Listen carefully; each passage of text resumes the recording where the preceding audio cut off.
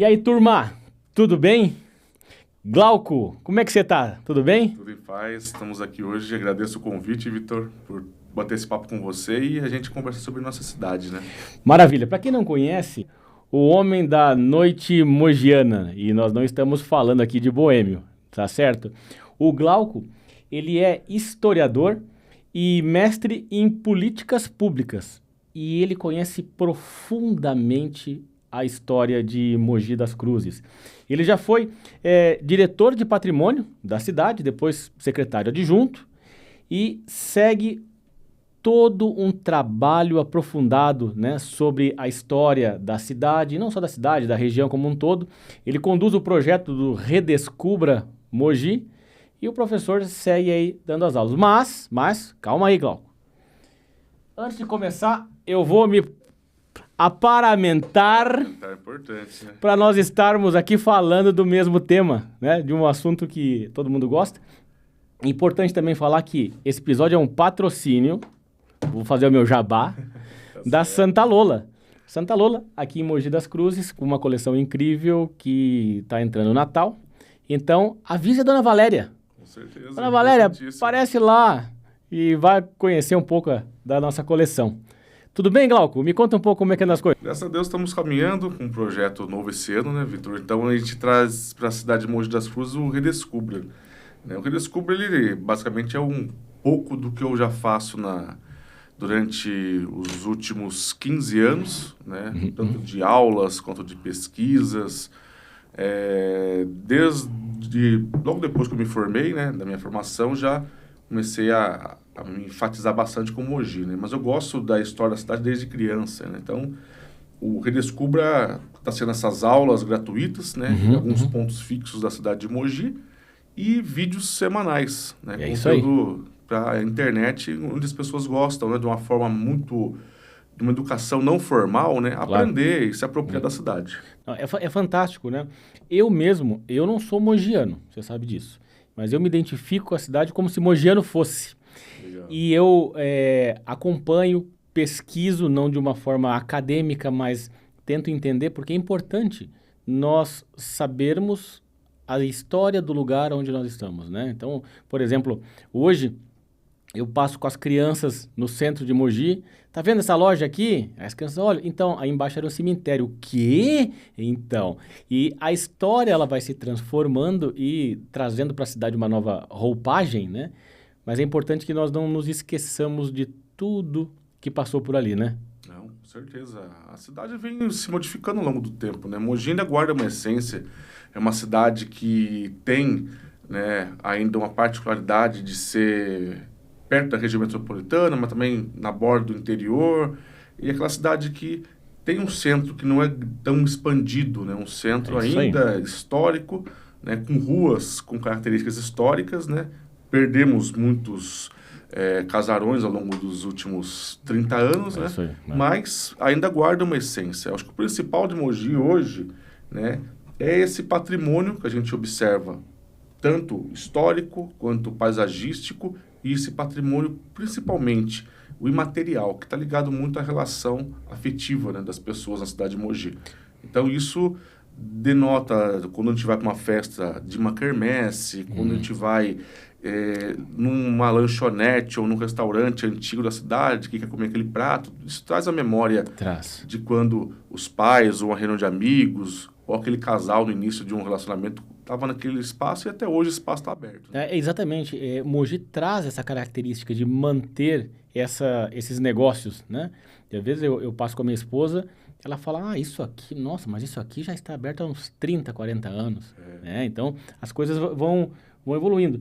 E é muito interessante a forma como você conduz e trata esse arquivo. Inclusive, você também tem, se eu não me engano, o grupo Arquivo Mogiano no Facebook, mantendo lá com mais de 50 mil membros, né? Isso, o Arquivo Mogiano, ele foi uma homenagem, né, ao casal, né, Zapili, que já tinha um programa lá na TV comunitária em Mogi nos anos 90, falando sobre esses eventos da cidade. Ele filmava acontecimentos, então o Seu Olímpio ele publicava isso. Aí na pandemia, né, junto com a Dalila, a gente começou a desenvolver esse grupo. Basicamente foi entre março e abril de 2020, aquele lockdown, aquele início de processo. A gente começou a falar sobre a história da cidade, publicar lembranças, né, de uma forma muito informal. E, graças a Deus, o grupo deslanchou. Hoje tem mais administradores. Né? A grande pérola daquele grupo é a própria Dalila, que tem uma afinidade de conversar, de interagir. Eu não sou muito de interagir no grupo, tenho um pouco mais de dificuldade, o meu é mais no dia a dia, mas ela faz seus passeios de bike, tira suas fotos, consegue publicar ali, e o grupo está sempre em efervescência. E o legal é que tem muita gente de fora da cidade, né, que foi embora, que está em outro país, em outros estados, que vai para o grupo para poder, basicamente... Matar a saudade, olhar as fotos da cidade, compartilhar, bater um papo, isso é muito saudável, né? Não, é muito saudável. E assim, eu vejo que você traz muito... Você não deixa a coisa dar uma esfriada, né? Então, quando... A história ela está sendo construída, está chegando ali num platô, você já cria uma coisa nova.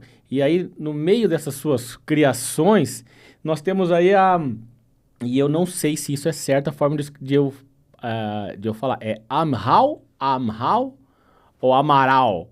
É Amal. Amal! Mais simples aí. Que bom. Que é a Academia Mogi Cruzense de... História, Artes e Letras. E aí eu me lembro que o nosso conterrâneo Maurício de Souza já recebeu a sua medalha também, né? Já, então. A Amal foi um outro processo também de pesquisa na cidade de Mogi, né? Ela está completando agora, em 2026, 10 anos. O atual presidente Ismael Mendonça, um fotógrafo brilhante da cidade, e um artista que também trabalha com a arte contemporânea, e graças a Deus a academia ela veio se formando, né? Ela foi um sonho de alguns artistas lá no passado. Olha. E que lá em 2016 eu conheci a Vera Meira, né? E a Vera, ela tinha algumas ideias que a mãe dela, a professora Anice, também gostaria que fizesse uma academia. Eu também sabia que o professor Vitor também gostaria, ambos já tinham falecidos. E eu falei, Vera, vamos lutar por isso? E somamos, o Ismael entrou junto, começamos a desenhar, de certa maneira, um pouco esse ideário da academia. E marcamos uma reunião pública, né, com pessoas que quisessem, artistas da cidade, e lá na Câmara Municipal. E deu muito certo. Foi uma reunião em março de 2016, e dali ela foi sendo gestada para que em setembro, dia 1º, ela fosse fundada oficialmente. E a gente escolheu, né, 40 cadeiras, 40 patronos já falecidos. Claro. E naquela época entrou cerca de 12 pessoas em média, aí, pelo que me lembro. Algumas acabaram saindo depois, mas inicialmente de acadêmicos, para poder honrar essas cadeiras, claro, fazer uma biografia e a gente iniciar um processo de trabalho na cidade de resgate dessas 3 linhas: história, artes, né, e letras da cidade de Mogi. E a academia timidamente conseguiu fazer. É difícil fazer algumas questões em Mogi. Eu digo assim que trabalhar com cultura em Mogi é um pouco delicado, né? Mogi é uma torre, meio que uma torre de Babel. Isso aí. As pessoas fazem coisas à parte, separadas, né? Você ter as parcerias é um pouco difícil. Isso é uma dificuldade extrema na cultura de Mogi, mas que já começa a se quebrar aos poucos. Sim. Eu noto uma melhora, eu noto. Sim, tem uma crescente. Pequena, mas nós temos uma crescente aí, né? A mesma coisa, a gente trabalhar cultura e turismo, então assim, e tudo isso, a própria academia tem essa função de ser esse catalisador inicial, né? Como eu falei, é difícil, ela tenta, fez grandes eventos na cidade, né? E sempre trazendo à tona coisas do passado, né? Valorizando esses nomes. A gente fez um evento em 2017, 18, que foi sobre a antiga AMBA e um festival de música, como foi nos anos 60. Então, assim, olha, poxa, lotamos o Centro Cultural. Foi um evento muito gostoso. As pessoas vieram de fora da cidade, que tinham estudado na antiga Brás Cubas, estudado na UMC, era a galera do Washington. Nossa. Eram 60 para 70 anos. que fizeram ali um momento saudosista deles de um momento um festival de 50 anos atrás, que eram adolescentes. Então, assim, isso é muito saudável para a cidade, essa retomada, né? Então, Mogi teve essa particularidade, é a única cidade do Alto Tietê que tem uma academia de letras, a gente conseguiu fazer isso, né? Não temos sede, né? Mas ela é itinerante e ela é da cidade. Ela está num café, uma hora fazendo reunião, ela está num prédio público, ela está na universidade, isso é muito saudável, né? Ela não tem que ter um prédio fixo, né? Se tiver uma hora, é positivo, porque pode ter um acervo, pode ter um lugar fixo para os eventos. Mas até os 10 anos ela está saudavelmente fazendo essa, quase que esse certo meio nômade, né? Então ela está ali perambulando pela cidade e tentando levar essa cultura para todos os cantos. E 10 anos é muito novo, né? Então, assim, é muito recente, né? Se você pensar na longevidade, então ela está gatinhando, encontrando seu lugar, mas é importante que ela ela sabe aonde ela quer chegar. Então, o fato de ter determinado pessoas, escolhido cadeiras, ter uma ideia, a formação, a questão de manutenção da arte e da cultura, acho que isso aí já é uma linha muito firme a se seguir, né? E assim, mais uma das coisas que eu gosto de Mogi muito é a capacidade da cidade manter a história, mesmo sabendo que a manutenção da história depende das pessoas e da boa vontade, muitas vezes também do poder público, mas eu entendo que na cidade nós temos aqui, por exemplo, igrejas. O nosso acervo de igrejas, ele é fantástico, né? Os altares, a manutenção, a conservação. Nós temos aí paredes de igrejas aí de metros de largura, né? De barro e tal. Você quer me contar um pouco mais dessas igrejas aqui que nós temos aqui?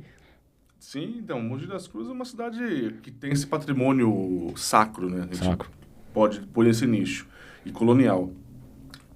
A principal igreja, que é a nossa pérola, é o Complexo do Carmo. Exatamente. Ordem Primeira e Ordem Terceira do Carmo. Para quem se situa em Mogi das Cruzes, aquela igreja da esquina é a Ordem Terceira. Tá bom. Da Otto Unger. E quando você entra na São João, você continua, a segunda porta é a Ordem Primeira. Eu pensei que era uma coisa só. Não, são duas igrejas diferentes. A Ordem Terceira é para leigos. Tá bom. Para a população, né? Para os devotos, os fiéis, e a Ordem Terceira, a Ordem Primeira é exclusivamente, né, para o clero, né? Só que aí também, na época, se utilizava, né, mas era muito mais comum se utilizar a Ordem Terceira, a da esquina, como uma igreja principal. Ela é um pouquinho menor, certo? Né? A Ordem Primeira ela é um pouco mais larga, um pouco mais alta, mas ambas se completam. As duas igrejas são um patrimônio único. E depois nós temos como uma certa Ordem Segunda do lado, né, o antigo convento. Certo. Daquele prédio de 1922. Antes era um prédio de taipa. Era de taipa? Antes era um prédio que basicamente era do século XVIII. Né? Essa igreja do jeitinho que nós estamos vendo hoje, ela é final do século XVII para século XVIII. Tá. Então, antes teve outras igrejas menores, mais simples. Ela foi sendo basicamente ampliada. E essas ampliações ao longo, né, desses 4 séculos aí do Carmo e Mogi. Então, o Carmo ele se desenvolve junto com a cidade de Mogi. Os carmelitas se instalaram aqui. E por que os carmelitas e não os jesuítas? Né? Essa era a minha próxima pergunta, pô. Você está lendo meu roteiro? O básico aí. Por causa do fundador da cidade, que foi o Gaspar Vaz. O Gaspar Vaz, ele gostaria que, né, na visão dele, os carmelitas viessem para a cidade, né? E tinha um trato, né, com um trabalho escravizado na época, diferente dos jesuítas. Certo. Os carmelitas eram também tão estudiosos quanto os jesuítas, mas eram bons administradores de terra. Eles estavam no nordeste do Brasil e no norte, e para o sudeste eles vêm para Mogi inaugurar essa etapa. Então eles são convidados a virem para cá, e qual é o principal relação de aceitação?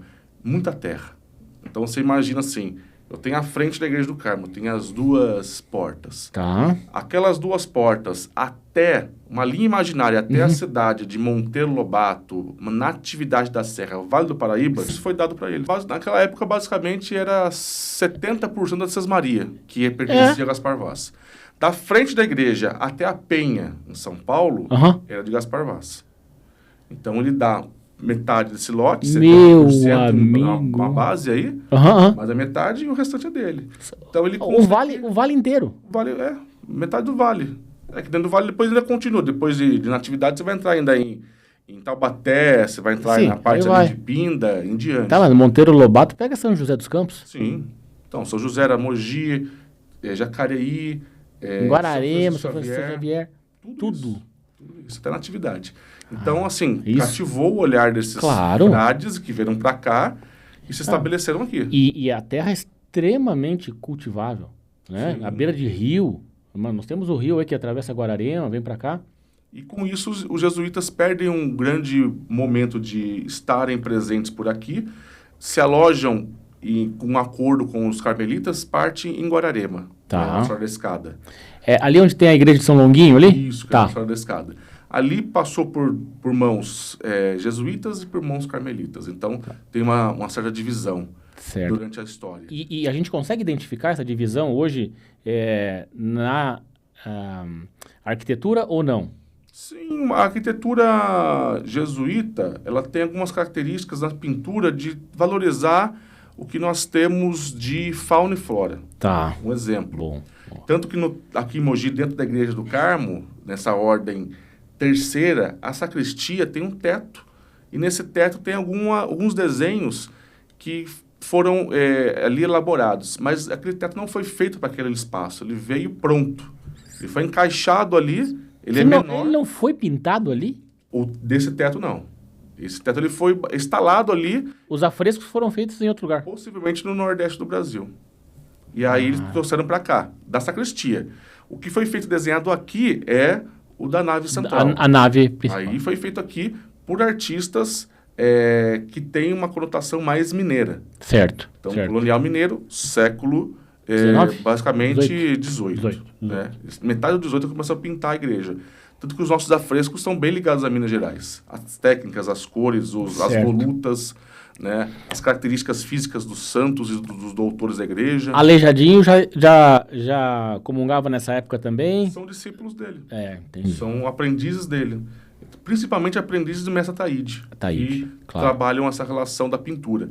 Com isso, né, a gente percebe essa diferença, né? Os carmelitas têm essa preocupação estética, basicamente geométrica, volutas, a parte de torcer ali as madeiras, né? Toda aquela parte de entalho. Os rococós ali? Isso. Nossa característica é rococó. Isso. Né? Que já é o final desse processo do barroco. E a gente percebe que os jesuítas têm essa conotação um pouco mais humanística de trazer essa catequese. Eu vou fazer uma coluna, eu vou trabalhar o quê? Um pouco da flora brasileira. Eu vou pôr uma fruta, vou pôr uma parreira. Uma folha. Eu vou trabalhar isso. Então, assim, tem uma diferença básica que é muito curiosa e muito interessante. Quem consegue enxergar isso, você se sente catequizado ao entrar num lugar. Né? Entendi. Quem vai na Catedral da Sé em São Paulo, bem curioso, vale até a pena você fazer esse teste, olha nos topos das colunas. Se quiser até levar um celular que tiver um zoom bom, até um binóculo, porque são altas as colunas, são de mais de 20 metros. Você vai ver tudo que tem de fauna e flora do estado de São Paulo. Sapo cururu, aves, você vai ver folhas de café. É uma delícia. E eu fiz uma excursão lá no subsolo, abaixo da nave central, da cripta, para ver onde é que estava os, como é que a gente diz assim, os personagens da história que lá estão. E nesse passeio, eu realmente observei, eu falei, mas que estranho, cara, tem uns sapos, tem uns negócios lá em cima, e eu não entendia. Agora, depois de muitos anos, venho a entender. Sim, é essa didática, de você trabalhar a arquitetura e trabalhar também os ensinamentos, trazer a pessoa, né, para uma estética de, vamos pôr ali, de estátuas, automaticamente de desenhos, que é mais familiarizada para ela. Não adianta Certo. pôr algo europeu. Não faz sentido. Nenhum. Então, assim, é legal quando os artistas têm essa preocupação. E a gente vê isso na região. Existe uma capela na Serra do Tapeti, que é a Capela Santo Alberto.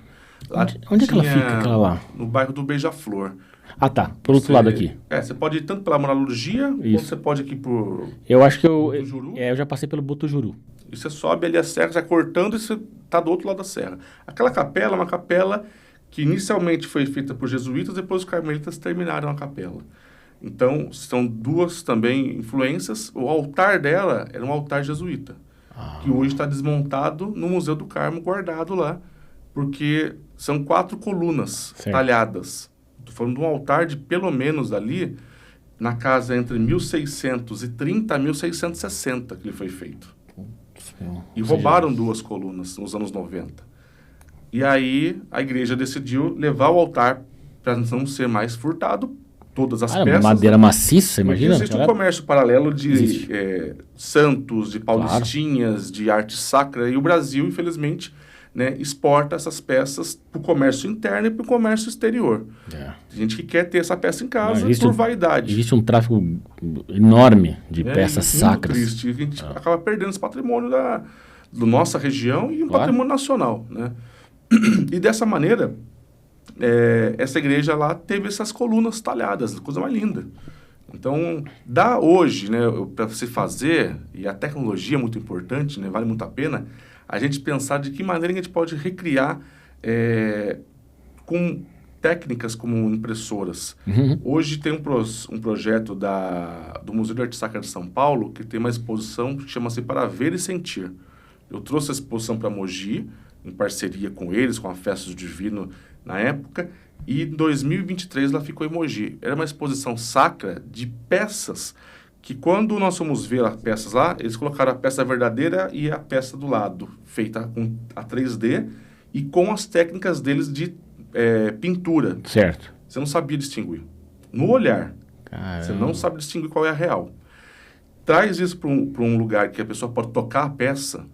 Muda Primeiro tudo. que é uma exposição acessível. Para quem é deficiente visual, é uma oportunidade única de ter uma exposição dessa acessível. E para quem está e tem a oportunidade, né, de ter os sentidos, né, e poder ter uma exposição dessa, você tem ali uma exposição sensorial muito diferente. Então, se torna algo fundamental de trabalhar a linguagem tecnológica com a história. Né? Então, são parceiras. Né? Hoje as IA são parceiras nas construções de fotos, de imagens, como também as impressoras podem trazer para nós um novo olhar. Esse link é muito importante, porque as coisas não se perdem, né? Elas continuam e a gente consegue melhorá-las, sem perder a essência. Sem perder a essência. E pensando em passado, nós estávamos falando aqui, a gente vem falando de arte sacra, de igreja e tal. Também tem um tema que você manda muito bem, né? Que é a arte do cemitério. E até, inclusive, mostrar para vocês aqui, o Glauco. O Glauco tem esse livro falando dos 150 anos do cemitério São Salvador. É um cemitério, eu diria, acho que assim, o mais importante da cidade. O primeiro? Foi o primeiro? Não, né? Foi o primeiro, mas foi um dos mais antigos. Mais antigos. E, para quem tá autografado, tá? Então, isso aqui eu não comprei na Amazon, entregou, chegou ontem. 23, né? Exatamente. E ele tem muitos detalhes sobre as obras do cemitério. E existe, eu me esqueci, o Glauco, como que é o nome dessa arte ou dessa ciência? Porque... Tem 2 campos, né, que a gente usa dessa relação de estudos, né? E os 2 campos eu gosto de trabalhar, que é a necrohistória, história da morte, e o necroturismo, que é o turismo do cemitério. São 2 campos que acabo juntando os 2 nas aulas, né, que eu faço aí. Hoje você faz, né? Inclusive, eu vou falar aqui que foi ontem, mas isso aqui deveria ser atemporal. Então, na data de ontem à noite, você fez, né, um desses circuitos, né, à noite. Eu acho que é fantástico isso que acontece aqui em Mogi das Cruzes. E você, se eu não me engano, é ou é o único que tem essa liberação no cemitério, né, para fazer todo esse recorrido. E, gente, São dezenas de pessoas que são seguidores aí. E conta um pouco mais como que isso aconteceu e um pouco da história do livro, que eu acho que é importante, que você trouxe aqui uma documentação inestimável e foi por isso que eu adquiri e eu pedi para você assinar, porque o que tem aqui dentro é um negócio que, se duvidar, você não encontra em alguns registros públicos. E aqui conta a história da cidade inteira. Conta para nós aqui. Então, esse livro foi uma construção de muitos anos, né? Então, basicamente, desde 2010. Então, naquele momento do lançamento, foram 11 anos de pesquisa para chegar num livro desse. 11 anos dentro de São Salvador. Em todos os cemitérios da cidade. Ah. Em todos. No São Salvador, e mais vezes, né? Claro. Sempre gostei de fotografar, sempre gostei de pesquisar e conversar com quem trabalha no espaço cemiterial. Mas eu perambulei por todos eles. Então, assim, primeiro, a morte, pro meu ponto de vista, né, se torna algo muito natural, né? Eu perdi muitos familiares de 2003 até 2010, né, quase um por ano. Então, assim, eu vivenciei muito a morte. E na infância também, né, eu tinha uma infância que meu avô tinha uma prática de todo domingo ir pro Varejão. A gente ia, eu, minha mãe, meu pai e meu avô, comprar as coisas no Varejão, fazer a compra da semana, comer um pastel e lá pelas 11h30 ir lá pro cemitério, lavar o jazigo, pôr flor e ir para casa fazer almoço. Você tá de sacanagem. Então Era um ritual. Assim, para nós, todo do fim de semana. Raramente quebrava essa tradição de não ir. Então, todo o fim de semana tinha essa prática. Meu avô gostava demais, né, de ter o jazigo ali arrumado. Então, assim, a gente tinha essa prática de fazer tudo isso junto. E para mim foi algo muito natural, né? Eu cresci dentro de um espaço cemiterial, de toda semana tá lá, então não tinha muito medo.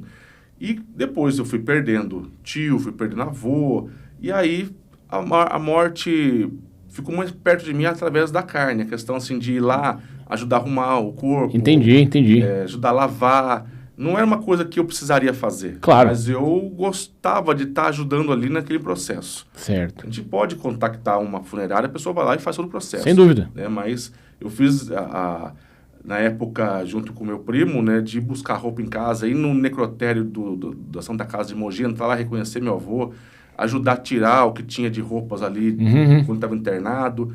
E de uma forma muito natural. E a gente vê que o corpo, ele expressa muito. Claro. A gente vê um corpo ali no necrotério de uma fisionomia, que é aquela última fisionomia da dor, da morte, a última visão, e depois a gente vai perceber que quando passa pelo processo da funerária, né, há ali o embelezamento, o tratamento, né, e que as pessoas deixam o corpo mais habitual para ser visto. Sim. E de certa maneira, né, tudo isso, para mim, se torna muito natural. Eu não vejo a morte como algo que é temeroso. Claro, é um rito de passagem ali, né? Sim, a gente teve o mesmo processo de nascimento. Exato. É importante o processo da morte, essa aceitação, e a gente... o Papa Francisco teve uma das falas dele, uma época que ele colocou que, logo na pandemia, né, que a gente precisa se reconciliar com a morte, principalmente no final da vida, já na velhice.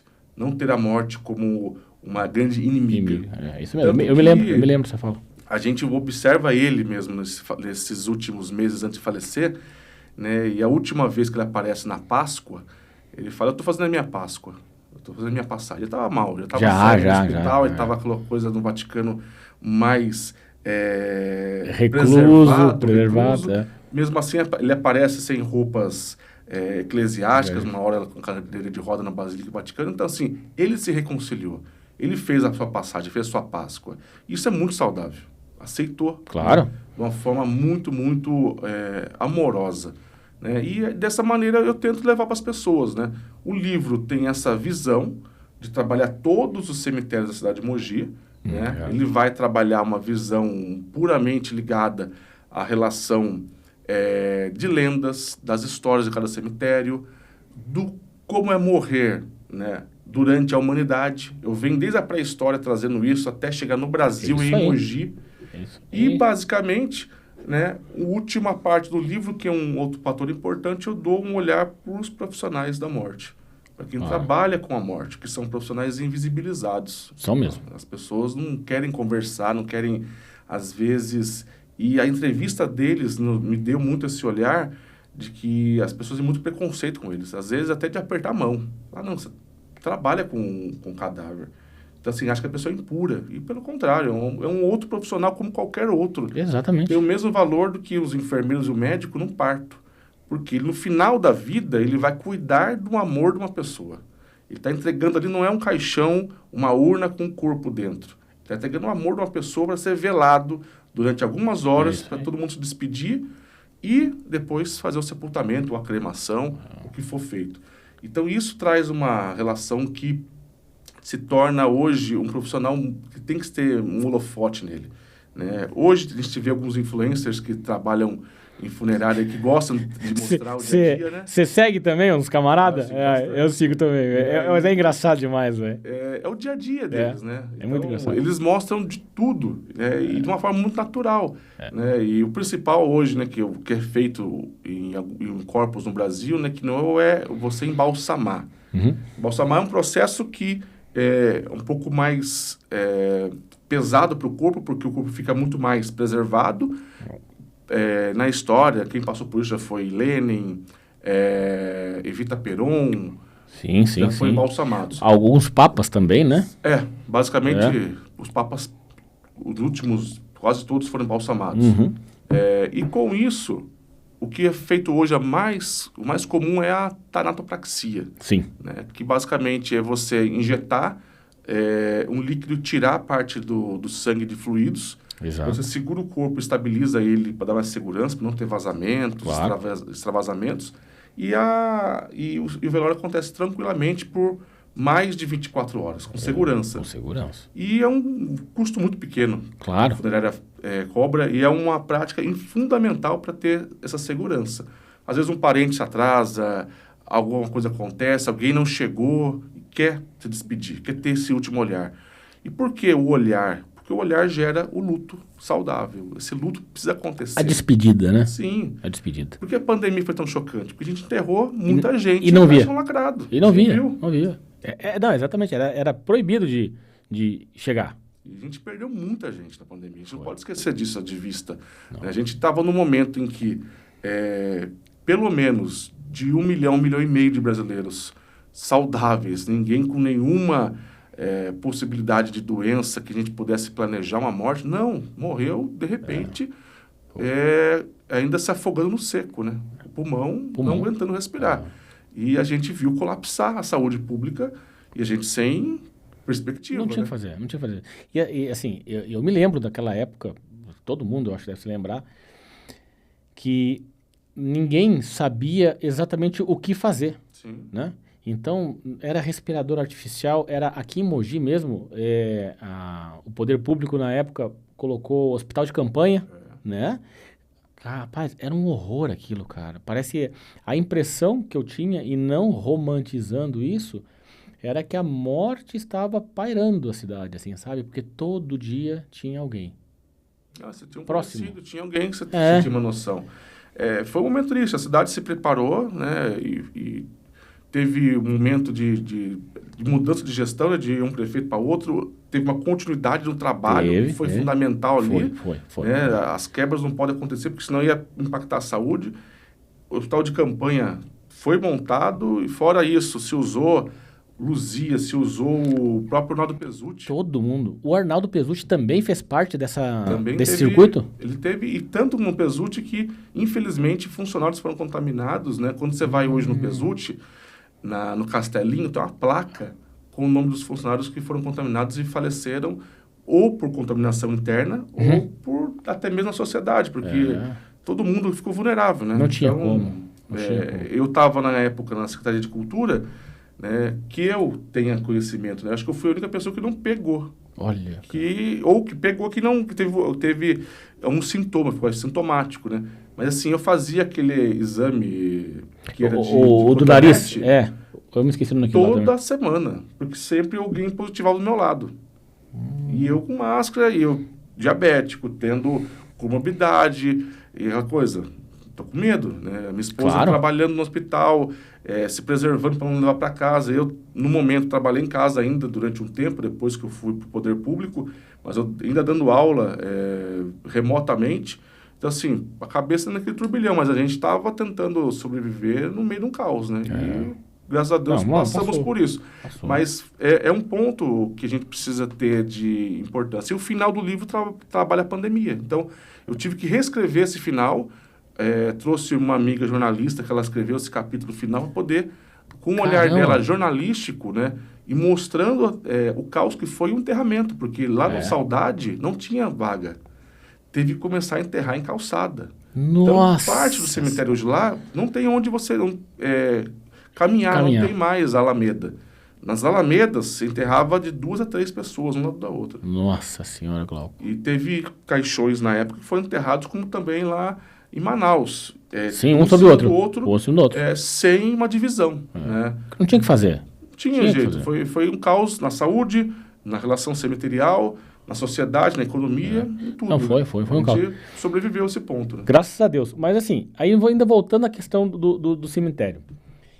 Ô Glauco, a gente não pode deixar de mencionar que tem algumas coisas curiosas nos cemitérios das cidades e do nosso Brasil. Acho que cada um traz um pouco de lembrança, uma lenda, alguma coisa. E Mogi não é diferente, porque Mogi tem as características citadinas de estar próximo a uma grande metrópole, mas traz as características de uma cidade do interior, com toda aquele arcabouço de fantasias. E hoje eu trouxe um negócio aqui para a gente conversar. Vamos falar de pipoca. Tem muita relação, hein? Eu quero saber qual a relação que a gente tem de pipoca com o cemitério São Salvador. Tem uma milagreira, né, no nosso cemitério São Salvador, que é a Benedita Georgina, né, a menina da pipoca. É uma milagreira que é muito conhecida pelas mães de Mogi das Cruzes, né, que vão até lá rezar para os seus filhos. É a fé popular, não é uma fé validada pela Igreja Católica, não tem essa relação canônica, mas é o cerne da fé. Eu digo que é o que está no meio da população, o sincretismo, essa relação cultural que o Brasil tanto tem a nos mostrar. Né? No Sudeste um pouco menos, mas lá no Norte e Nordeste... No Norte é muito, no Nordeste muito sincrético. Né? Então a gente vai ver relações de matrizes africanas com o catolicismo e isso é muito saudável. Aqui em Mogi das Cruzes, essa Benedita Georgina, essa menina da pipoca, né, é uma lenda, né? E essa lenda... A gente tem as duas versões. E de que ano nós estamos falando isso aí? Uma época bem remota, em 1879. Rapaz, ou seja, 1879, se eu não me engano, ou seja, antes da liberação da escravidão por Princesa Isabel. Isso. Nossa. Basicamente ali a gente tem essa diferença, né? Já é uma década anterior ainda. E qual que era a áurea dessa situação toda? A família, né? Da elite mogiana, né? O pai, um grande fazendeiro da região, não tinha terra só em Mogi, tinha terras em distritos de Mogi, Biritiba, Suzano. Ele tem alguma relação com a Yayá ou não? Pai dela também. Olha, cara. Pai dela também. Como a coisa conecta. Essa história da família é uma história muito, muito conturbada e que gera um enredo de peça de teatro e filme. Teatro já foi feito, mas filme... A gente vai ter que voltar uma hora para conversar sobre isso. Não, e dá sim, tem muito gancho aí. E é uma história que é repleta de dor, mas é uma história interessante de se conhecer. Claro. E essa garota, né, morava com os pais na rua Senador Dantas, onde é hoje o Colégio Placidina. Eu sei, eu conheço. A casa da família era um grande assobradado. Certo. Né? Ela morava ali, da casa dava quase para a Rua Ipiranga. Que era uma descida ali. Isso, tinha a Ponte dos Suspiros ali embaixo. Isso, ali embaixo. Tem algumas fotos que aparece a ponte e ainda aparece a casa ainda, que já dá vi. Para ter uma noção. No arquivo mogiano tem. E aí a gente já publicou algumas fotos que mostram essa visão. E com isso, a gente percebe o quanto que a sociedade via aquele homem que era um grande fazendeiro e foi o maior político que Mogi já teve com cargo. Né? Atualmente, o mogiano chegou no máximo a deputado federal. Isso. Ele foi senador da República. Olha. Então, na época ainda não era nem República, né? Perdão, ele era o senador, né, do Império Brasileiro. Do Império. Né? E como senador do Império, ele basicamente vai construir sua vida entre Mogi e a capital, que era Rio de Janeiro. Exatamente. Naquela Várias época era viagens. Rio. E também ele tinha moradia em São Paulo. Então, um patrimônio gigantesco, né? Um dos homens mais ricos do estado de São Paulo, naquela época. Esse grande fazendeiro deixava a tua esposa cuidando das filhas junto com os empregados da casa, que eram pessoas escravizadas. Então, assim, ele tinha muitos funcionários que eram escravizados, né? Pessoas que ele tirava a liberdade e que colocava para o seu serviço. E, basicamente, ele não queria que essa menina, né? E a mãe também não queria que essa menina observasse uma manifestação. Naquela rua ia passar uma procissão de São Benedito. Tá. Junto com a congada, com marujada, que são expressões, trazem uma essência, né? Não só do folclore, mas também da própria religiosidade deles. E aqui no Brasil eles fazem uma aculturação. Moçambique também? Sim. Eu rezo para São Benedito, mas eu rezo para os meus orixás. Exatamente. As mesmas batidas dos tambores representam as batidas, né, de dentro dos terreiros. Isso eu trago para a rua. E se torna algo muito saudável para a história da cidade de Mogi, esse sincretismo total. Quando a procissão ia passar, deu-se à menina um pote com pipoca. Diz que nas primeiras pipocas que ela estava ingerindo, ela engasga. A mãe pega aquela criança afobada, com medo, começa a sacudir, começa a querer bater nas costas para ver se ela consegue desengasgar, e diz que essa criança não responde mais e por asfixia ela morre. Nos gritos daquela mãe desesperada, o cortejo de São Benedito passava na frente da casa. Nossa, que história. As amas daquela casa e aquelas mulheres que viram aquela criança nascer colocam como um castigo de São Benedito a família escravocrata, uma família que explorava a cultura e não respeitava a religiosidade preta em Mogi das Cruzes. E quando se vai se construir o túmulo dessa criança, lá no São Salvador, nas mãozinhas dela tem uma escultura que lembra muito pipoca. Quando você olha, parece pipoca. Parece, né? Mas, né, são pétalas de flores. E pegou. As mães iam até o cemitério visitar o túmulo das suas crianças, já falecidas, de outros parentes, e passavam por lá e via aquele túmulo, que ele não é tão imponente, tão grande e alto, mas ele é baixo, mas ele é feito de Carrara. É um branco. Carrara, aquele túmulo, cara. Então é lindo, é um mármore muito nobre. E um mármore Caríssimo para aquela época. Exatamente. Então, foi uma encomenda, né? E foi talhado depois a parte de baixo. A peça em si é uma peça padrão. Tudo bem. Tem peças iguais, mas a parte de baixo, a família mandou talhar em Carrara os dizeres, né? A frase principal é o sono da inocência. Ela morreu durante uma inocência, ela não teve culpa. E, de certa maneira, se concretizou. Quem vai até lá, reza para essa menina ajudar a curar suas dores, principalmente por relação a doenças respiratórias. Bronquite, asma, pneumonia. Conectado nessa questão respiratória. Totalmente, uma coisa muito afetiva que as mães tiveram. E até hoje tem muitos ex-votos. É carrinho, boneca, pipoca, bala, chupeta, velas. Fantástico, né? Cara. E aí isso é o que o dito popular de Mogi das Cruzes concretizou e construiu, esse ideário. O São Benedito ele aparece em outras lendas como um santo muito punitivo. Sim. Inclusive em São Paulo. De ser desafiado. Em São Paulo também tem algumas lendas, mas depois deixa para outra hora, mas é verdade. Então, mas ele não gosta de ser desafiado. E quando ele é desafiado, ele tem uma mão pesada. Né? Ano que vem eu vou lançar um outro livro sobre histórias e lendas de Mogi, que vai ter algumas coisas sobre Benedito lá. Depois vai ser uma outra novidade aí. Mas a história real, né, histórica dessa garota, primeiro, ela não morreu em Mogi, ela morreu em São Paulo. Então, ela veio ser depois exumada e possivelmente da exumação. Não destrói as minhas fantasias, Glauco. Não, Glauco. Não. Acaba por aí, não quero saber, Glauco. Eu gosto da menina pipoca, Glauco. Mas é um fato histórico, é verdadeiro. Eu sempre gosto de trazer a verdade também, que é importante. Tá certo. E aí, o segundo ponto, ela morreu por pipoca? Não, mas ela morreu por uma asfixia líquida. Então, a certidão de óbito dela traz uma asfixia ou que era mais comum na época, quando a mãe vai, amamenta, dá água, e a mãe bate nas costas para ter aquele arrotinho, líquida que volta, E ela mas ingere de foi novo. a ingestão e ela morreu. Era muito comum acontecer isso com crianças na época. Né? As mortes prematuras eram muito comum no Brasil, né? Por falta de saúde pública Claro, na época, claro, medicamentos, claro. era outros tempos.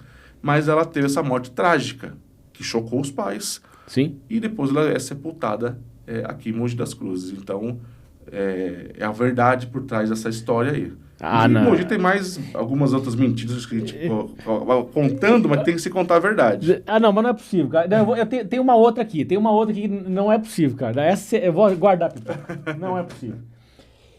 Eu tenho uma que eu juro que é verdade.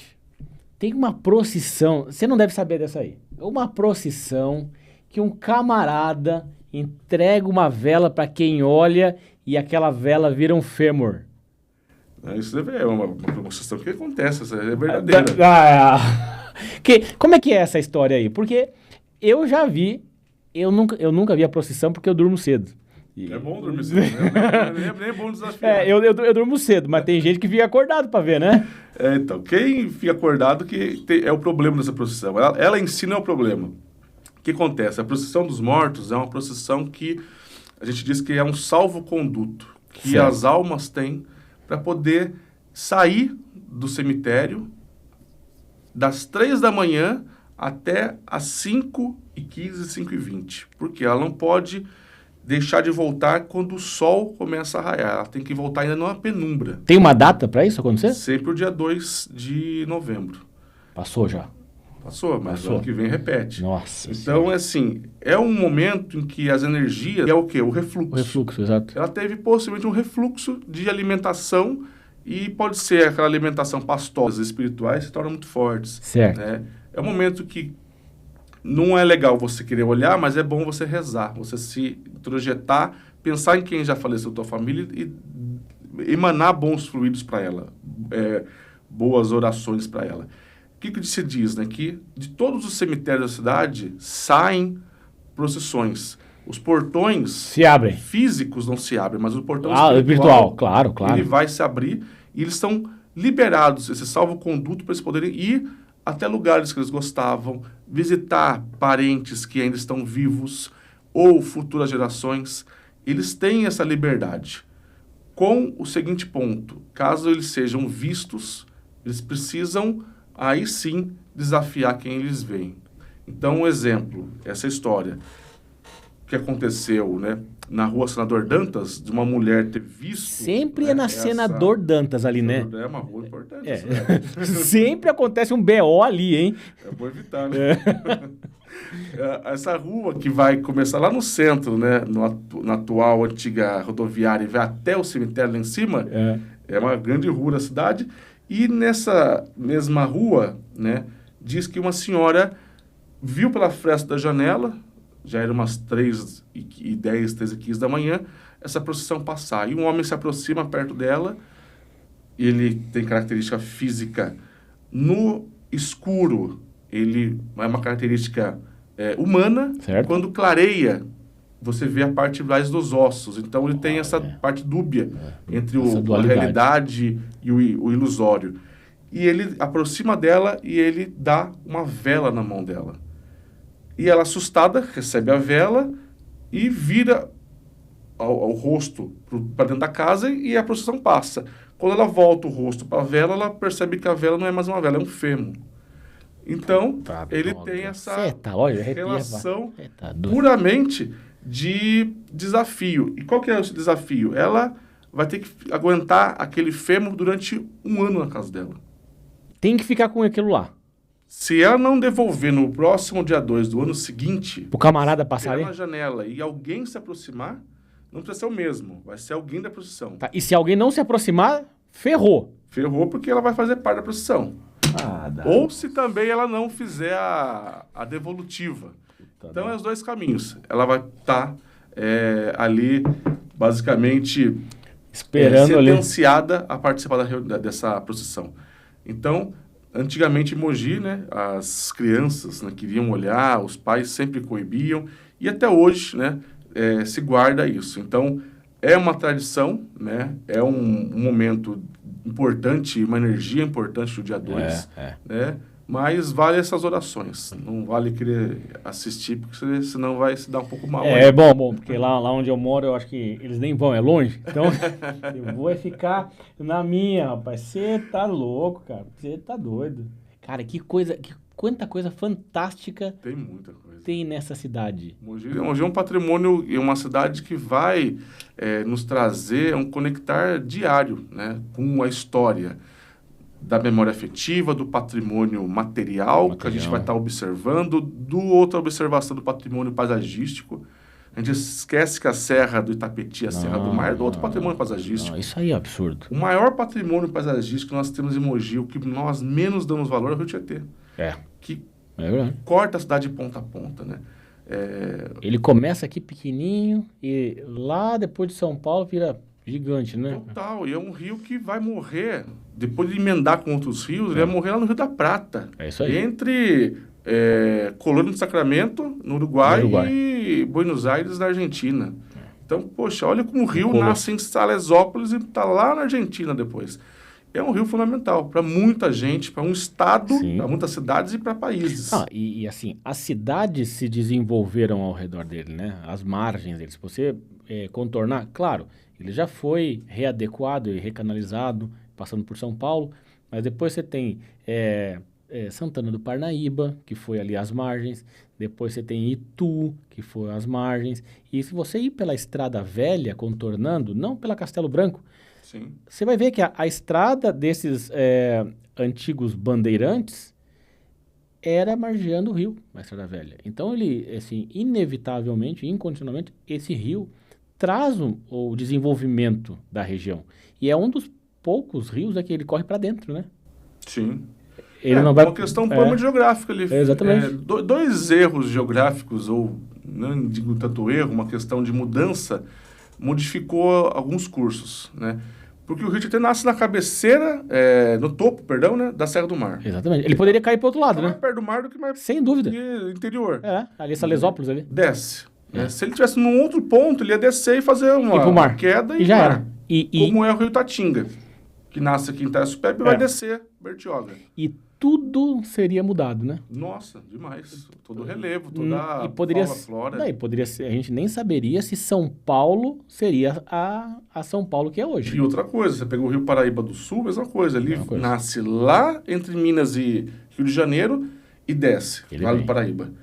E ele só não emendou com o Rio Tietê por causa da Serra do Tapeti. A serra bloqueou, ele faz a curva em Guararema e volta.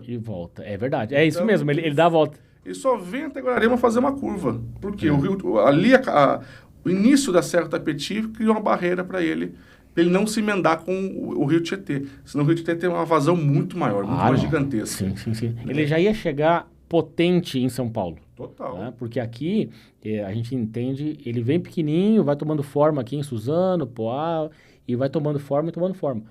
E ele vai criar um volume depois de Itu. Lá ele fica mais robusto, né? Agora, você imagina, se o Paraibão encosta nele, cara, possivelmente a gente não ia ter nem cidades aqui nessa volta aqui. Acho que o principal que ia mudar dele seria o principal questão, o relevo. Ele ia perder muita sinuosidade, ele ia ficar como o Rio Paraíba, né? Ele tem pouca sinuosidade e é um rio de margens mais largas, né? Então, habitável, a região seria como é o Vale do Paraíba. A gente tem ali a cidade mais antiga por lá, de habitação é Guaratinguetá e tem o núcleo também de Jacareí. Mas seria o desenvolvimento bem diferente, né?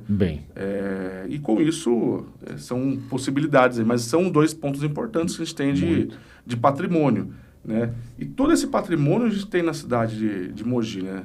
Você comentou da relação do movimento bandeirantista. Isso. Né? Não para mim não é algo que me orgulha em nada, mas eu olhando o meu passado, eu tenho na minha família, né, sangue tanto de bandeirante quanto sangue de indígenas. Sim. Então, aqui em Mogi, minha família, por parte de pai, né, eu sou 13ª geração do Gaspar Vaz, que é o fundador da cidade. Sim.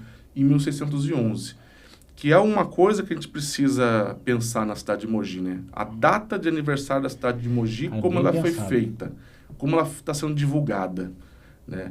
Mogi pode ser a maior protagonista no Brasil de um revisionismo histórico da sua própria história. Como assim? Você está querendo me dizer, então, que a certidão de nascimento da cidade pode ser revisitada? Sim, e ela precisa ser revisitada porque a certidão de nascimento dela está correta. O papel. O problema é que os órgãos oficiais da cidade, o poder público, ali entre os anos 60 e 70, encarou que a cidade foi fundada por Brás Cubas. Qual data? 1560. De 1560 a 2025, eu tenho 465 anos. Tá. Que é irreal, é uma data fictícia. Não existiu. Porque Brás Cubas possivelmente veio para cá. Não se tem prova histórica que ele veio para cá. Segundo, se ele passou, ele não fundou núcleo. Ele passou para procurar ouro. Nem aldeamento ele fundou. O Vaz que já tinha conduzido, criado tudo isso aí, né? Então, aí eu tenho um lapso de tempo. Lá em 1560, 1590, é que Gaspar Vaz começa a fazer o quê?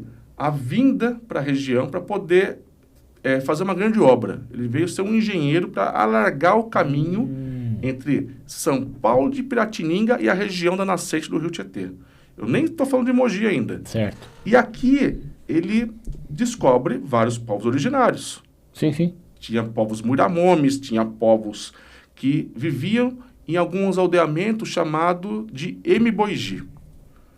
Esses povos originários aqui viviam tranquilamente e foram dizimados por ele.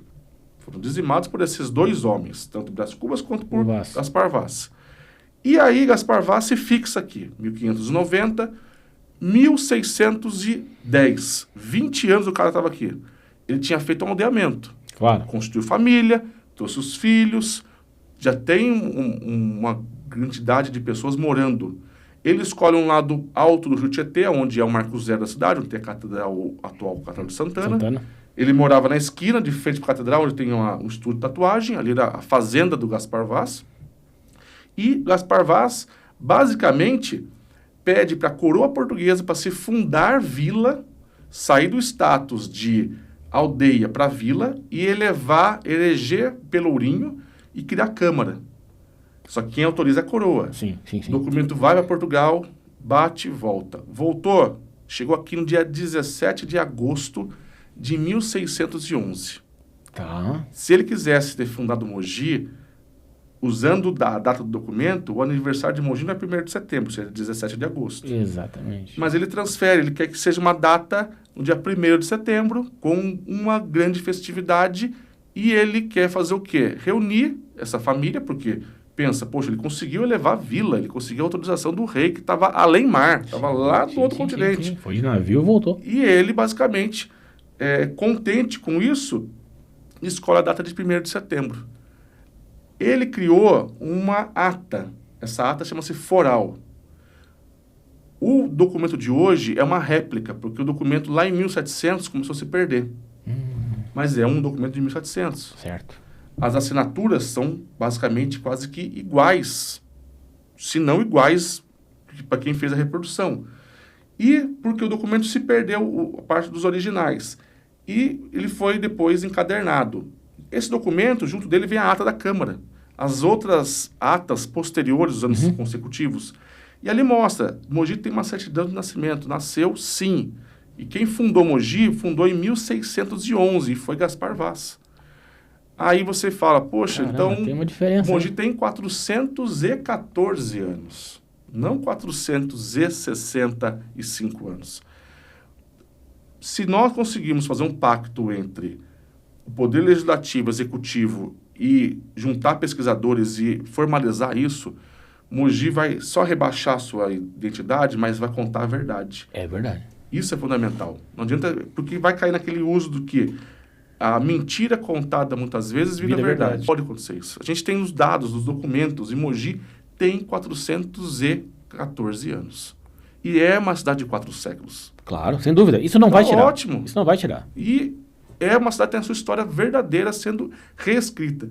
Aí nós vamos ter que mudar o hino, porque o hino começa como? Foi transpondo a Serra do Mar, que Brás Cubas teu solo pisou, e nos deu a razão de amar esse solo que ele fundou. Então, assim... Ô Glauco, ó o BO que você tá... Vai ter que mudar algumas coisas. Caraca! Mas é importante mudar. É importante. É saudável mudar. E é maturidade Reconhecer, histórica né? de uma cidade mudar isso. Então, assim, é um dos grandes sonhos meu. Tentei movimentar isso quando estava ente público, como estava como diretor de departamento e arquivo histórico da cidade, né? Mas a Câmara não achou uma pauta um pouco impopular. Mas eu digo, vale esse estudo, vale esse esforço, porque Mogi vai fazer com que outras cidades do Brasil possa revisitar a tua história e revisionar ela de uma forma saudável. Isso acontece muito, né? Porque, diferente da Europa, em algumas cidades, lá eles, até por conta da maturidade, da questão acadêmica e tudo mais, eles seguem exatamente, né, os seus fundamentos e os seus registros, né? E aqui no Brasil nós temos uma distorção, e isso já é conhecido. Isso, o que você nos traz não é um fato novo. Sim. Já tem muito, por conta de quê? Esse interesse de pessoas da época que, quando tiveram esse acesso, tinham acesso à coroa e traziam essa informação para cá, logo eles tinham essa, como é que eu vou dizer? Essa projeção. E a partir dali reescreviam a história, né? Então, assim, é um ponto muito importante de se pensar, entender, e é isso que você falou. A pauta não é popular. Não é. Bem impopular, bem certo popular. sentido. E, assim, para o poder público abraçar uma questão dessa aí é muito complicado. É muito complicado. Mas a gente não pode desistir. Não, jamais. Não, a gente tem que tocar ficha. E colocar no seu devido lugar também algumas figuras, né? O próprio brasão de Mogi, se você olhar, eu tenho um bandeirante com a bandeira de Santa Ana e o outro bandeirante armado. Sim, com o trabucão, ó. Então, assim, poxa, no momento a gente vive uma sociedade, a gente pode também revisionar esse brasão, né? Poxa, eu vou trabalhar com uma instituição governamental com uma pessoa armada ali, se torna algo muito pesado. Eu poderia deixar esse bandeirante aqui, que representa o momento da história, e a gente não vai apagar a história, a gente está revisionando, estamos explicando a história, mas a gente pode colocar um povo originário do lado. Claro. Compondo essa matriz que foi a matriz original da cidade de Mogi, e essa miscigenação. Sim, e aqui, assim, nós contamos... Você, no começo da fala, você falou que existiam vários povos diferentes habitando essa região. E nós temos aí, desde a descida da serra, os tamoios por lá. Sim. Aqui, várias outras populações indígenas habitando o que seriam as nossas cidades hoje. E nada mais justo, né, de reconhecer isso e trazer para o dia atual. Não tenha dúvida. É fundamental, mas precisa ter esse olhar. Precisa, tem que ter quem trabalha isso aí. E assim, isso é um dos pontos, né? E aí eu vou tocar agora num outro, saindo lá da antiguidade e trazendo para os dias atuais, nós temos aí um outro ponto que é o Santo Ângelo, que é um outro trabalho que você faz também de recapitular essa história, né? Que antigamente, ali foi um lugar muito triste, né? Porque, poxa, pessoas com... Eu posso falar de lepra? Pode ser? Sim, o termo também é hanseníase. E as pessoas eram praticamente esquecidas, e um pouco mais para frente ainda tem um cemitério que está largado também e faz parte da história. E você faz um trabalho muito interessante de revisitar esses lugares e trazer ao conhecimento isso aí. Conta um pouco do que está acontecendo lá e dos projetos que podem acontecer também. Então, o antigo Asilo Colônia Santo Ângelo, que foi fundado em 1928, está prestes a completar 100 anos. Olha isso, né? Um século. Eu comecei a estudar lá em 2007, depois eu me afastei um pouco dos estudos e voltei em 2022. Tem um amigo que trabalha lá, o Carlão Barbudo do Pedal. Um abração. Um abração, Carlão.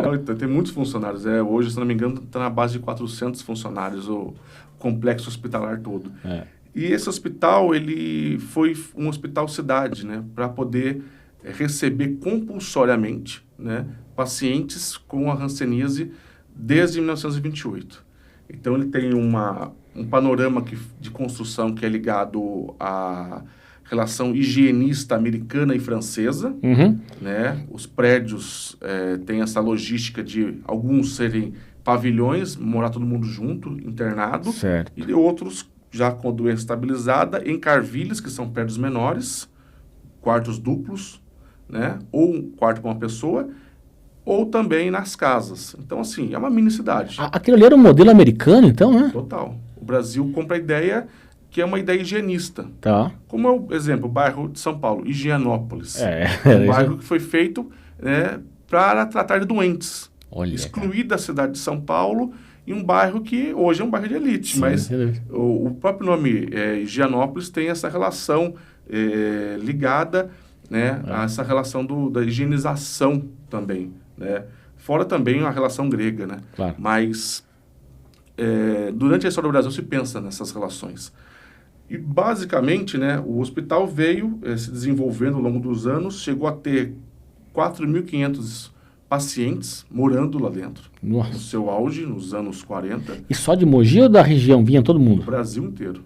No Brasil inteiro. Caraca. Então, assim, a região nossa, que o prefeito quisesse que tivesse um tratamento um pouco melhor, o seu munícipe, né, se aliava prefeitos e fazia um aporte. Exemplo, Santos queria que os santistas viessem para a região, tivesse mais conforto.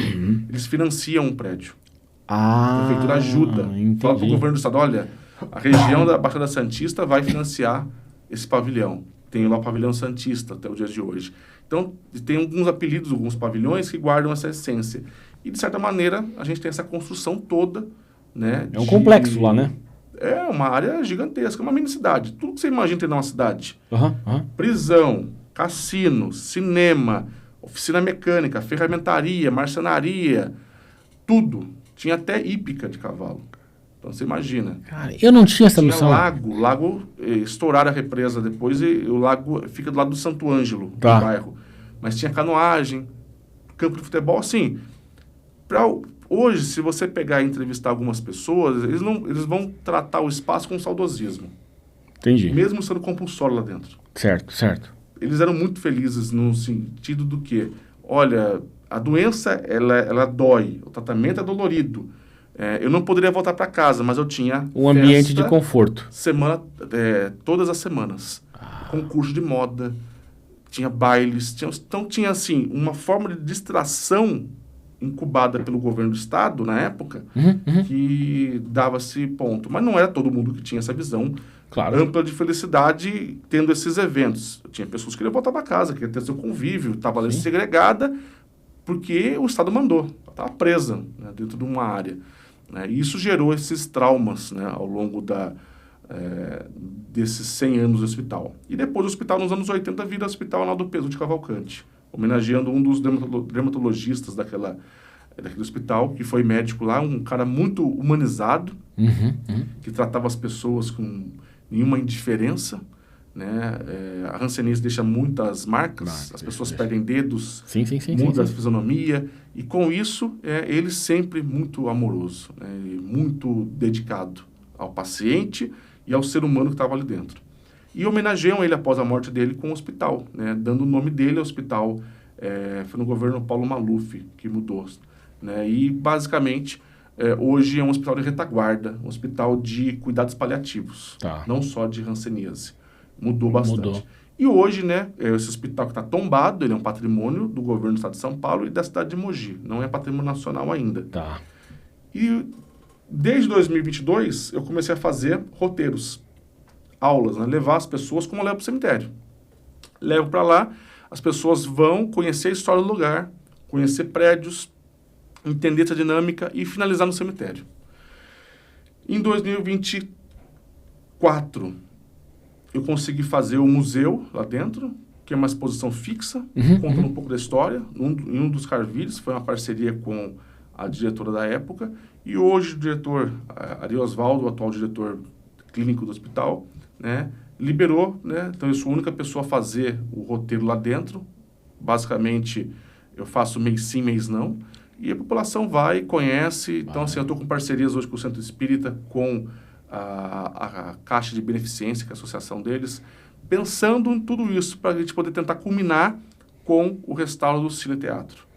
O Cine Teatro, aquilo lá tem espaço para quantas pessoas? Porque aquilo lá é gigante. Uma vez eu vi uma foto sua lá dentro. 600 lugares em média. Se a gente fazer um restauro respeitando as metragens... As medidas originais? Vai ser isso. Se quiser modernizar ele e os órgãos de proteção autorizar um retrofit em aumentos de cadeira, pode chegar até 750 lugares fácil lá. Nossa Senhora. Então, comparando Emoji, ele é quase um tamanho de um Senforp. Né? O auditório que nós temos da Secretaria de Educação. Sim.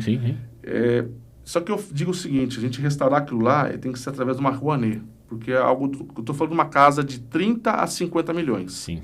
Equipar ele com um equipamento de primeiro com áudio, nível, vídeo, né? e isolamento, isso aí, não é fácil não. Dessa maneira, a construção é barato, o que está lá hoje. Sim. Não é tão custoso. O que vai também demandar mais dinheiro para ampliar a parte de trás dele, porque ele não tem camarim. O camarim é minúsculo, é uma sala pequena. Certo. Né? Então, assim, precisa criar salas de ensaio e deixar um lugar mais harmonioso. Né? Hoje está meio macabro aquilo lá, né? Tá todo mundo tudo largado. Até um certo ponto eu entro com as pessoas, onde tem uma certa segurança. Mas outras áreas tem perigo até mesmo quando eu vou lá de fazer alguma gravação, algum levantamento de ceder piso. Desabamento.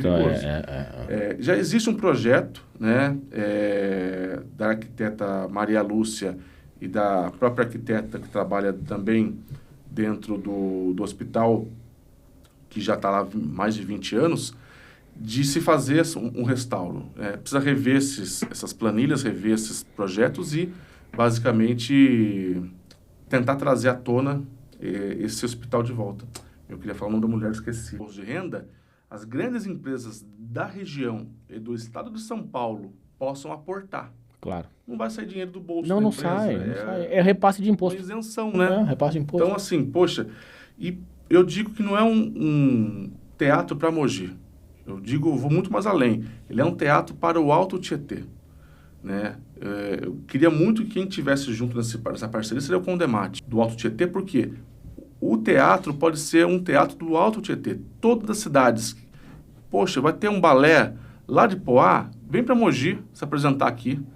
Então, fomenta o bairro de Jundiapeba. Claro, eu posso abrir restaurantes, eu posso abrir galerias, artesanato. A economia criativa do bairro vai estar mais fomentada internamente dentro do hospital para os atuais moradores, gera empregabilidade. Claro. E tudo isso nos faz levar à tona essa relação de que esse ponto é importante, de você dar um uso sustentável para esse espaço e cultural e um auditório a mais para a região, que tanto falta. Esse prédio, né, só para a gente colocar uma característica essencial, é o único prédio que tem caixa cênica na região do Alto Tietê e Vale do Paraíba. Quando você fala caixa cênica, é aquela concha acústica, aquela questão? Como é que é aquilo lá? A concha acústica ele tem, que é a frente. A caixa cênica é a parte do palco. É a parte do palco, teto e traseira. Certo. Lá é um pé direito do que eu estou falando de 25 metros em média. Que isso? O Vasques não tem isso. Já teve caixa cênica no passado. Mas lá preservou. Dá para movimentar grandes cenários. Eu tenho fosso para orquestra. Aqui na região nossa, não tem. Só o Teatro Bradesco tem fosso. Um fosso bom. Bom. Que você olha aqui, você passa por cima aqui. Isso, e aqui, basicamente, na região nós não temos nenhum fosso para orquestra. Então, assim, é um prédio fantástico feito pelo Rino Levi, que era um arquiteto italiano, que fez cultura artística. Isso que eu ia falar, isso aí tem característica europeia, isso. Total. Teve uma pessoa que brincou uma vez comigo e falou, mas o prédio por fora ele parece um prédio soviético. Ele é pesado, é cinza, ele tem pouca curva. Mas ele é um prédio muito orgânico e muito fácil de manutenção. Pena que deixaram ele fechado de 83 até agora, e aí ele veio se deteriorando. Não teve as manutenções, ele está em colapso. Mas, assim, é um restauro saudável e um ganho gigantesco para a região do Alto Tietê. Né? Então, é um sonho que eu tenho de aquilo ali estar de volta e vai ser algo que vai mudar a história cultural da nossa região. Fantástico. O Glauco, eu estava olhando aqui, nós estamos quase 2 horas falando. Não, é tanto assunto A gente vai ter que encerrar isso aqui, porque senão não vai dar conta. Pauta. Tem muita pauta. E eu vou perguntar para você assim, qual que é o legado que você pensa em nós deixarmos para a educação patrimonial em Mogi? O que você pensa? Então, Mogi é um processo, né? A cidade teve vários personagens fundamentais ao longo desses anos. Eu digo que nós tivemos grandes historiadores, né? Eu vou enfatizar 3, né? Que foi Isaac Grinberg, professor Jurandir e o professor Horácio. 3 pessoas que fizeram muitas pesquisas, fizeram no seu tempo, deixaram legados. Sim. Ao longo desses anos, né? Nós temos vários outros historiadores. Eu tenho meu trabalho, consegui, como cidadão, indo para o poder público como um cara técnico, estar num cargo que correspondeu à minha formação e nessa passagem desses 3 anos e meio, consegui deixar um legado que é essa educação patrimonial inicial para Mogi, que são caminhos. Claro. Né? Hoje a Secretaria de Cultura tem basicamente roteiros do patrimônio, tem aulas, porque a gente conseguiu plantar isso e estão dando continuidade. Então, isso é política pública e política cultural. E isso é o saudável para a cidade. A gente não pode parar máquinas porque teve mudanças de questões de gestão. A política pública eu faço para uma geração futura, para comunidade, gerações. Para a comunidade. Então, assim, Mogi teve um trabalho lá nos anos 80, fantástico de história da cidade, no fim dos anos 80, no governo do prefeito Machado. Depois nós tivemos uma lacuna quando o Jurandir foi secretário, foi pontos fundamentais. Depois o Matheus Sartori conseguiu fazer algo também importante para a cultura e para o patrimônio, mas ainda faltava uma relação técnica, um olhar mais aprimorado da história da cidade e mostrar a história de uma forma muito mais didática. Então, assim, quando eu assumo, eu consegui deixar essa semente plantada, semeada e hoje estão colhendo muito fruto. Então, assim, eu quero que a cidade continue se apropriando da sua história.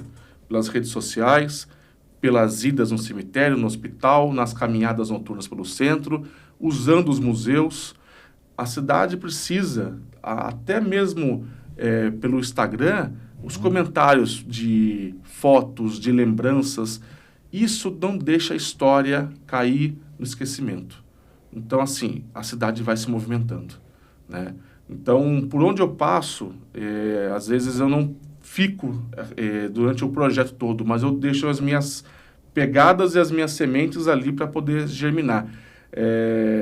A Festa Divina, eu fui coordenador da Entrada dos Palmitos por 4 anos, né? E eu consegui criar uma sistemática dentro da Entrada dos Palmitos de segurança mais para aqueles animais, para o público. E é importante, desculpa interromper, mas assim, é importante, inclusive, tem aqui da Festa do Divino de 2019, uma publicação fantástica. A Festa do Divino, olha, aí vai estourar o tempo, dane-se. Mas a Festa do Divino, cara, eu acho que a Festa do Divino é uma das maiores do país, né? E eu vou contar um caso, não sei se a gente vai conseguir colocar isso na edição, mas eu já morador da cidade, e eu venho de uma cidade do interior do Rio Grande do Sul chamado Osório. Uma cidade de colonização portuguesa, essencial, com certeza, e traz muito da característica da Festa do Divino e também do Moçambique das Congadas. Eu trago isso aí junto, né? E uma vez estando aqui, e eu tenho ligação com as minhas professoras lá do secundarista e tudo mais, e elas me mandaram uma mensagem um tempo assim, Vitor, estamos indo para Mogi. Aí eu, fazer o que aqui? O que tem aqui? O que você me visitar que não é possível, né? E elas falaram, não, Vitor, nós somos festeiras do Divino e nós estamos indo para Mogi para conhecer a festa e ver o que a gente consegue replicar, dada a importância histórica dessa festa para a cidade e para o Brasil, né? Terminou que, infelizmente, elas não conseguiram vir, mas vale e ficou o fato da importância dessa festa nacionalmente.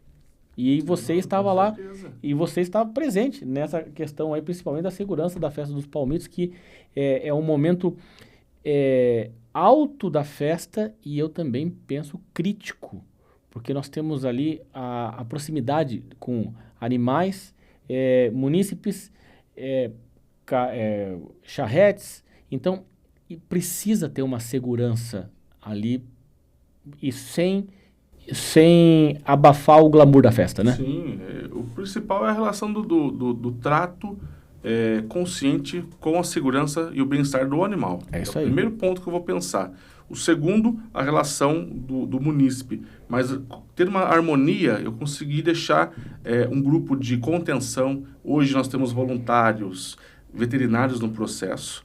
Tem um veterinário pago, que ele tem o evento, que ele vai dirigir, responsável por assinar tecnicamente esse evento.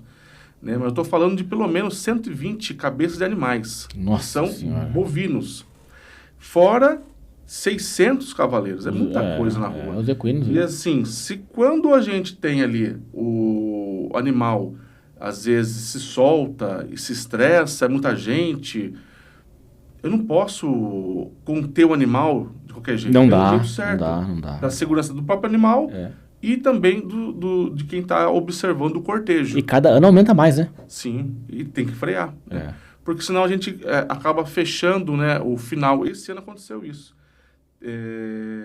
Acho Na hora que que o cortejo ia dispersar, ele emendou com 80% do próprio cortejo. Faltava ainda um trecho lá de umas 2, 3 quadras. Então não dá. Então, assim, fecha, porque a gente tem que dispersar fazendo uma ferradura. E Exatamente. fechou o céu na cidade. Virou Então, um assim, círculo. Eu me lembro disso aqui, E aí realmente. tem que fazer o quê? Dispersa um pouco, libera. E assim vai. E esse ano teve essa particularidade. Quem observou viu que ficou parado muito tempo durante eu me lembro. frente à Catedral de Santana. Não fechou bastante tempo o trânsito. Acho que ele foi liberado depois das quase 2 horas da tarde, 1h30, que as coisas começaram a dissipar. E o problema principal é o pós. A gente pede, todo mundo, leve os animais para os seus carros, para as carretas, vão embora com uma segurança para o animal. Né? Não amarra o animal Na árvore, né? Em árvore, em poste, para ir beber a tarde inteira. O animal tem que voltar para poder beber de sua água, se alimentar e fazer o destino dele correto. Então, assim, a maioria das pessoas tem essa consciência, mas a gente vê que tem alguns que não têm essa consciência. Tem que trabalhar, não tem jeito. Infelizmente, vai ter que educar ele através dos futuros anos com algumas multas aí. Não. A vigilância animal, né, da região, cada vez mais precisa ter esse olhar sobre esse... Eles estão atuantes já, estão melhorando muito. Né? Eu já notei esse ano um pouco diferente. Né? E eu acho que é uma questão... a dor ensina a gemer. Apareceu um problema e tem que atuar e vão embora. Por exemplo, uma coisa que hoje está excelente, e lá nos primórdios não era assim, era a limpeza das ruas após o evento. Tem que ter esse cuidado. Né? E não tinha antes, assim, ou o pessoal dava uma varridinha e tal, hoje não. Hoje, se você deixar 3 horas da tarde, parece que nada aconteceu. É fantástico. Glauco, você quer deixar mais uma mensagem pro pessoal? Gostaria de deixar uma mensagem com relação, né, nas nossas redes sociais, o Redescubra Mogi das Cruzes, né? Inclusive que vai estar aqui embaixo, em todos os links aqui embaixo. Copiem, colhem, compartilhem, assinem para notificação, o sininho e todas aquelas coisas que todo mundo fala. Que é o básico, né? E eu peço para você, quem gosta, né, de história da cidade de Mogi, siga, né, o Redescubra Mogi das Cruzes no @GlaucoRCL ou se não no História de Mogi das Cruzes, lá no Instagram. E possíveis parceiros, né? O Redescubra tem link, o Redescubra ele recebe apoio financeiro direto.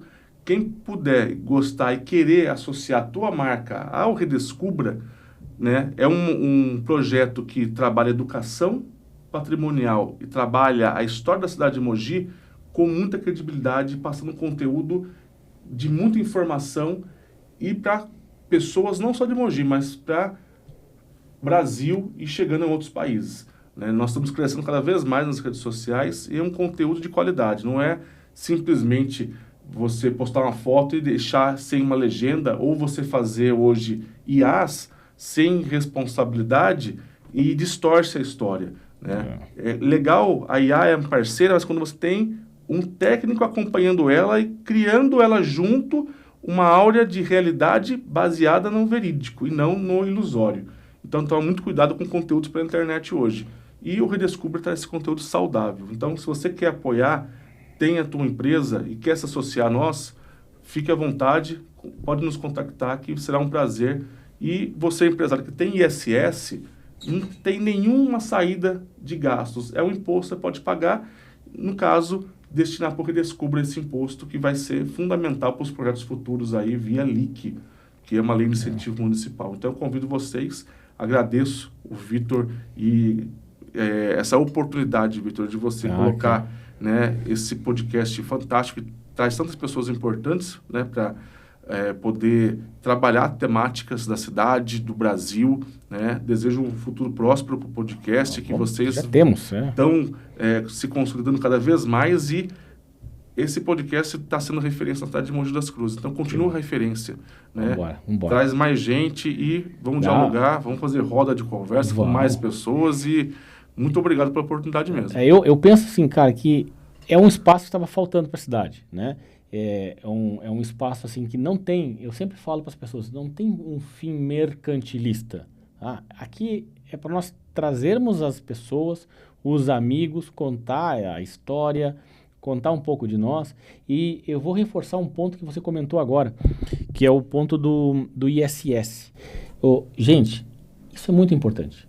Quando eu vou chamar de agente da cultura, ou um profissional que tem um projeto e bate a porta de uma empresa e propõe esse tipo de ação, isso não quer dizer que assim, a empresa vai ser vasculhada de cabeça para baixo. Não quer dizer que você vai estar vulnerável a alguma análise ao pente fino do governo. Não quer dizer que você vai cair numa malha fina. Não quer dizer nada. A única coisa que quer dizer é que o imposto que você, empresário, eu, empresário, nós estamos, em vez de destinar para o governo, nós temos então a opção de nomear quem vai receber esse imposto. Então, é só isso. Quando nós falamos né, de transferência do recurso do ISS municipal, você está pegando, por exemplo, esse livro, esse material e direcionando esse recurso para a criação desse material fantástico. Então, você, nesse caso, está sabendo para onde o seu imposto está indo. Então, o que eu peço? Que quando, assim, pessoas importantes da nossa cidade, como o Glauco e como tantos outros, eles batem a porta do nosso comércio e não importa o tamanho. O meu comércio é pequeno. Não importa, você paga o imposto. Receba essa pessoa, receba esse nosso colega, amigo, munícipe que está aqui, porque nós estamos ajudando né, a fomentar isso aí. Então, assim, a gente faz muito aqui nas empresas do Girassol, a gente compartilha com o Redescubra, a gente apoia, suporta. A Ana também tem esse vínculo aí com outros, como é que eu vou dizer lá? Artistas também, né, que produzem livros, materiais e tudo mais. E é importante a gente fomentar isso aí. Né, Glauco? Esse é o meu recado. Essa análise do é importante, desmistifica, né? As pessoas têm um certo receio e, pelo contrário, está ajudando a fomentar a cultura e as diversas áreas da cultura de uma cidade como Mogi das Cruzes. Exato. E outra coisa, Santa Lola deixou um presente para Valéria, tá? Opa, em caminho, sim. Obrigado, por favor, entregue para Valéria, não use, tá? Porque, apesar de ser muito útil, é da Valéria, tá? Então, manda um abraço lá, por favor. Vai amar. Vai ser fundamental aí. Glauco, obrigado, viu, irmão? Até mais, hein? Agradeço e muito obrigado e sucesso sempre. Para nós.